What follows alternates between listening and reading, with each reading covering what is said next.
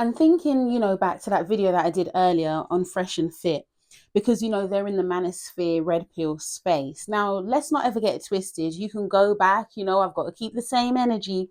You can go back to one of my videos. I think I called it Battle of the Sexes.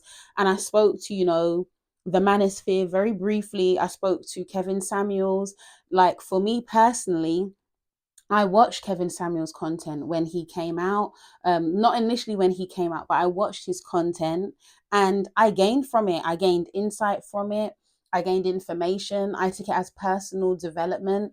A lot of people felt like, oh, he's disrespecting Black women. But what I noticed with Kevin Samuels is that the same energy that he had for men is the same energy that he had for women. You see, he was like facey to men and facey to women, or you could say just straightforward to men and straightforward to women. It's just that the content towards women really started to pick up. But with him, I definitely got a sense of someone who was coming at this space as an uncle, as someone who just wanted more for young Black men and young Black women coming up. He wanted to see Black families. But anyway, aside from that, as I said, the red pill manosphere space, I understand. I've seen a lot of the content. I understand some women are delusional. Some women have high expectations that they themselves don't meet. We've heard those women who are like, a man needs to have this much, that much, da da da, but they can't do basic things. You know what I mean? There are some women who don't take accountability. Yes, it's a thing. But my thing is, after all these years, red pill, manosphere, at a certain point, how many conversations are we going to keep on having about the same thing? Where is the solution? Because at this point, surely we recognize that not all women don't take accountability. Not all women are ratchet and behave a certain way, you know? Not all men take accountability either. There are lots of men who I would say are delusional and also want the high standards of a woman, but they don't meet those standards themselves. So at a certain point, I'm like, with all of these conversations and all of these podcasters still pointing out the same things, like where have you come up? Where have you changed? Okay, you're pushing for relationships, but where is your healthy relationship? A lot of these people are actually scared of commitment. And some of them are just self hating. And some of these women just hate men. And some of these men just hate women. So my thing is, if we're always going to sit down and talk about the negativity in others, then are we ever going to acknowledge that not everybody is like that? Are we ever going to go outside and touch grass and recognize that not everybody is like that? I live in the UK. I've seen some of the protests. A lot of those people out there, they're not all racist. Some of them are concerned about what's happening in the UK, but some of them are. But guess what? Just because some white people are racist, should I then walk outside in my predominantly white area and start treating my neighbors away because just in case you're racist? Like, at the end of the day, not everybody is like that. Not every Black person is ghetto. Not every Black woman is loud and ratchet or whatever stereotypes. So do you understand what I'm trying to say? So if we're always just so heavily focused on the negativity that we see in others, at some point, do we get to acknowledge that not everybody is that way? Like, yes, these stereotypes are rooted in some truth. We're going to acknowledge that. We're going to acknowledge issues. But why are we always honing in on the negativity?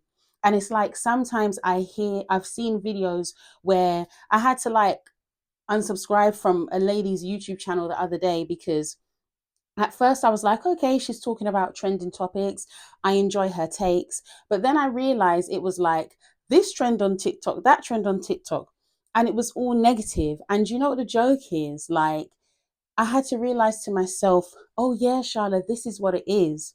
When people don't curate their social media feed, when people don't recognize that they can mute and unfollow and remove people, of course they're going to keep on seeing negative things. So it's trending in your social media feed because you keep on feeding on negativity, but it's not trending on my social media feed, because the other day I saw something that explains it so beautifully. There's doom scrolling and there's bloom scrolling. And I try my best to keep my social media in a way that it's bloom scrolling. I want to see beautiful images, uplifting images, quotes, Bible verses, comedy. Yes, we need to see the news. Yes, we need to see what's going on in the world, but also we can curate our feed. So if I start watching, oh, men are dogs, men cheat, or if I'm always watching black women are ghetto, black women are acting like this and acting like that, then I'm going to keep on thinking that that is how everybody is. So you have to recognize if your feed is a doom scrolling feed, it's your responsibility to come out of it. It's your responsibility to step back and say, hold on, why is every single thing I see negative? There are over like 6 billion people in the world. Is negativity happening all the time? Is there no good? Is there no peace, no safety, no happiness, no joy? Or are we always going to focus on the negative?